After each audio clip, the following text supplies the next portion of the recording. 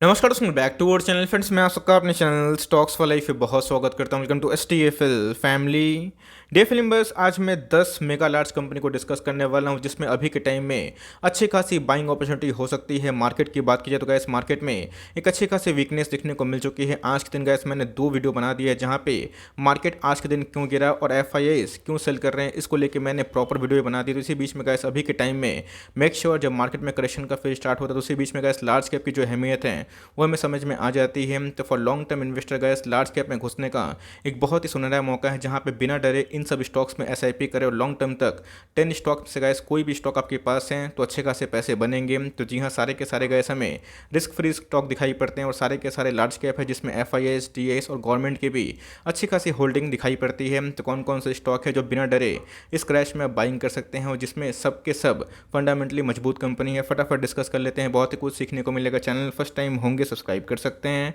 इस तरह quality content को सबसे पहले एक्सेस करने के लिए। Now without delaying any for time let's begin. जैसे मार्केट में गिरावट होती है तब ही हमें लार्ज कैप के बारे में थोड़ा सा अहमियत पता चलता है कि लार्ज कैप क्यों इंपॉर्टेंट है। जी हाँ दोस्तों, अगर आपके पास टेक्निकली और फंडामेंटली स्ट्रॉन्ग मिड कैप और स्मॉल कैप है तो डरने वाली बात नहीं। सब में आई नहीं तो कल रिकवरी ज़रूर होगी। बट इसी बीच में गए जो लार्ज कैप कंपनी होते हैं वो फंडामेंटली बहुत ही मजबूत होते हैं। तो इसी बीच में गए सबसे पहली प्रायोरिटी अगर आपको देना है फार्मा की एक टॉप क्लास कंपनी, इसका नाम है डिविस लेबोरेटरी। जी हाँ दोस्तों, निफ्टी के इस गिरावट में भी इसने आज के दिन चट्टान की तरह मजबूती दिखाई और 5400 का स्टॉक अगर आप देखें तो बहुत ही ज़्यादा नहीं गिरा है। महज अगर आप देखें तो 500 पॉइंट का ही फॉल देखने को मिल रहा है। लॉन्ग टर्म अगर आप चार्ट देखें तो बहुत ही हेल्दी प्रॉमिसिंग हमें देखने को मिलती है। इन सब स्टॉक दोस्तों अगर आप लॉन्ग टर्म में होल्ड एंड कंटिन्यू करते हैं तो आपको मेगा पैसे बनते हैं और इन सब में बहुत ही कम रिस्क हमें दिखाई पड़ते हैं। तो जी हाँ, जब ही मार्केट गिरे तो हमारी फर्स्ट प्रायोरिटी जो लार्ज कैप कंपनी होनी चाहिए वो होनी चाहिए और उसके बाद दोस्तों मिड कैप की जो टॉप क्लास कंपनी है जिसके अंदर हमें अच्छी खासी ग्रोथ दिखाई पड़ती है उसमें भी निवेश करना हमारा फर्ज बनता है। तो मेरे हिसाब से कैसे अभी के टाइम में फार्मा के टॉप क्लास कंपनीज का नाम है डिविस लेबोरेटरी, जहाँ पे आप चाहें तो इसको एड ऑन डिप्स आराम से कर सकते हैं।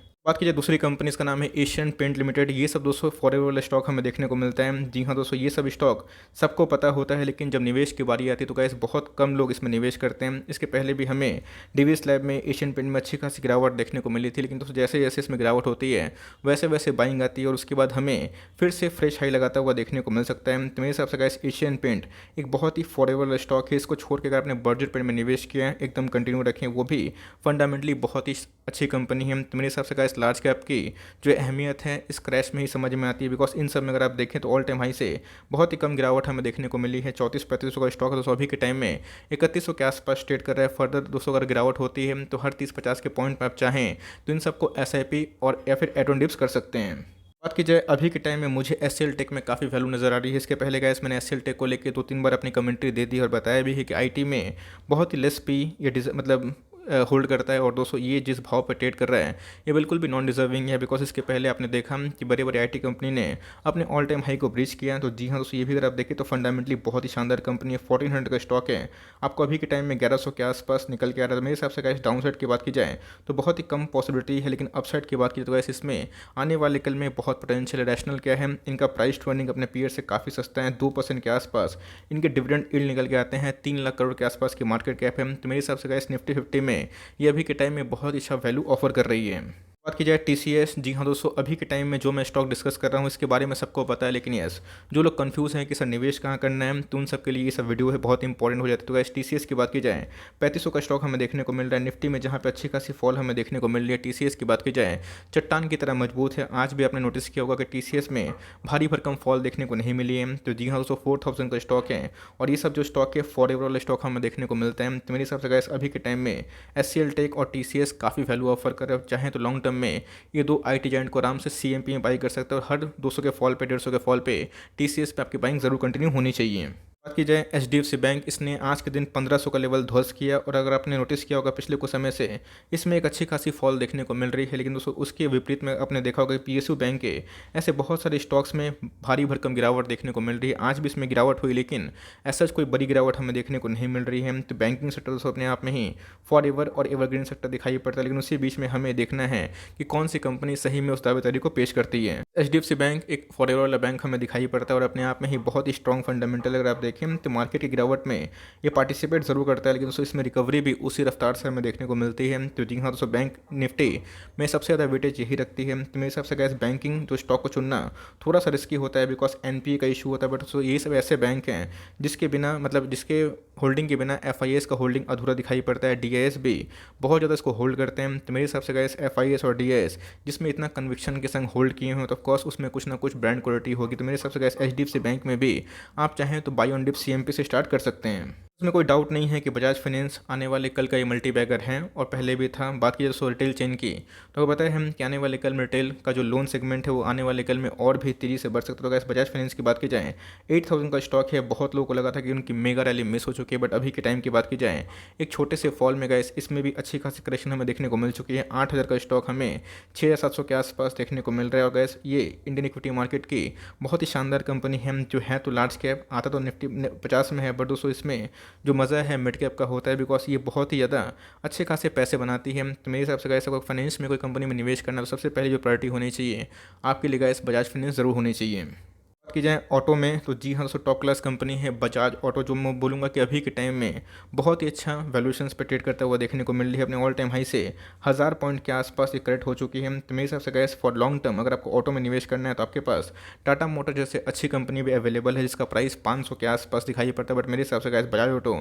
अपने ऑल टाइम हाई से अच्छी खासी करेक्शन दिखा चुकी है, और मुझे लगता है कि लॉन्ग टर्म अगर आप इस डिप पे खरीदते हैं और आपका विजन अगर 1 साल 2 साल 3 साल 5 साल का है, तो गैस ये आपको ज़रूर रिवॉर्ड दे सकती है। बस आपको दोस्तों पेशेंस की आवश्यकता होगी। लॉन्ग टर्म तक ऐसे ही ब्लू चिप कंपनी आपको निवेश रखना चाहिए। बात की जाए बैंक निफ्टी की एक बहुत ही शानदार कंपनी, इसका नाम है आईसीआईसीआई बैंक। जी हाँ दोस्तों, अगर आपने बैंक निफ्टी में टॉप 3 और 4 बैंक को होल्ड किया है, जैसे कि एचडीएफसी बैंक की बात की जाए, कोटक महिंद्रा की बात की जाए, आईसीआईसीआई बैंक की बात की जाए, एक्सिस बैंक की बात की जाए, तो मैं गाइस में एक ही बात बोलूँगा कि इसमें होल्ड एंड कंटिन्यू करें। अगर आप देखें तो पिछले कुछ समय से बैंक निफ्टी में अच्छी खासी करेक्शन देखने को मिल चुकी है, बट दोस्तों इसमें एज सच कोई बड़ी फॉल देखने को नहीं मिल रही है। इसके पीछे की वजह क्या है? वजह एक ही है गाइस कि इनके जो Q2 के नंबर्स थे अपने आप में ही बहुत ही शानदार थे। और दोस्तों मार्केट में ये भी अनुमान है कि आने वाले कल में इसके अंदर और भी प्राइस का जो एक्शन है अपवर्ड मूवमेंट में जा सकता है। तो मेरे हिसाब से गाइस 700 या बिलो उससे नीचे मिलता है तो बहुत ही शानदार बात। और कहीं भी दोस्तों ये गलती से 650 670 के आसपास आता है, तो गाइस घुसने का एक बहुत ही अच्छा अपॉर्चुनिटी हो सकता है। तो मेरे हिसाब से guys for long term ICICI bank बहुत ही शानदार कंपनी, और आपको ऐसी कंपनी पे अगर बिलो 1000 निवेश करने का सोचते हैं तो बैंक निफ्टी में ये बहुत ही शानदार कंपनी निकल के आ जाती है। उसके बाद बात की जाए रिलायंस इंडस्ट्रीज़, आपने देखा कि पिछले कुछ समय से हमें एक फॉल देखने को मिला, बट उसके बाद फिर से हमें एक रिकवरी देखने को मिली। ऑल्दो आज के दिन थोड़ा सा हमें प्रेशर में देखने को मिला। तो मेरे हिसाब से guys for long term Reliance एक फंडामेंटली टॉप क्लास कंपनी है। इनके बहुत सारे बिजनेस का वैल्यू अनलॉकिंग अभी भी होना बहुत ही लाजमी सा बात हमें देखने को मिलता है। तो फॉर लॉन्ग टर्म दोस्तों ये कंपनी बहुत ही बड़ी है। अगर आप देखें इनकी जो मार्केट कैप है 16 लाख करोड़ के आसपास है, और 30 का प्राइस टू अर्निंग ही ट्रेड करता हुआ देखने को मिल रहा है। तो मेरे हिसाब से गाइस जो इनके फर्दर प्लान है, इनको अपने गैसिफिकेशन में काम करना है, इनको डीमर्जर को लेकर काम करना है, अपनी वैल्यू अनलॉकिंग करना है, तो गैस मुझे यहाँ से रिलायंस का जो फ्यूचर है वो काफ़ी प्रॉमिसिंग देखने को मिलता है। तो for long term gas Reliance जैसे स्टॉक में आप चाहें तो इक्का दुक्का स्टॉक लेके ज़रूर बाइंग कर सकते हैं। तो बात की जाए HUL, जी हाँ दोस्तों, अपने आप में बहुत डिफेंसिव स्टॉक हमें देखने को मिलता है। पिछले कुछ समय से इसमें एक अच्छी खासी करेक्शन देखने को मिल चुकी है, बट मैं फर्दर बहुत ज़्यादा करेक्शन की उम्मीद नहीं कर रहा हूँ, बिकॉज जिस भाव पे कैसे ट्रेड हो रहा है ये MOS के लेवल पे ट्रेड होता हुआ देखने को मिल रहा है। तो जी हाँ दोस्तों, बहुत लोग जो पहले फंसा हुआ फील कर रहे थे कि सर ये नहीं भाग रहा है, बट आज वो बहुत ही लकी फील कर रहे होंगे, बिकॉज मार्केट की इस गिरावट में ये चट्टान की तरह मजबूत दिखाई पड़ा। तो मेरे हिसाब से गैस आपको थोड़ा सा जल्दी पैसा बनाना है तो go with TCP Tata consumer products. But आपको अगर लॉन्ग टर्म ऐसी कंपनी में कन्विक्शन होल्ड करना है तो बिना डरे इसको होल्ड एंड कंटिन्यू करें। अपने आप में ही फंडामेंटली बहुत ही बड़ी कंपनी है और 5.5 लाख करोड़ के आसपास की मार्केट कैप है, और गैस FMCG की सबसे बड़ी जॉइंट कंपनी निकल के आ जाती है।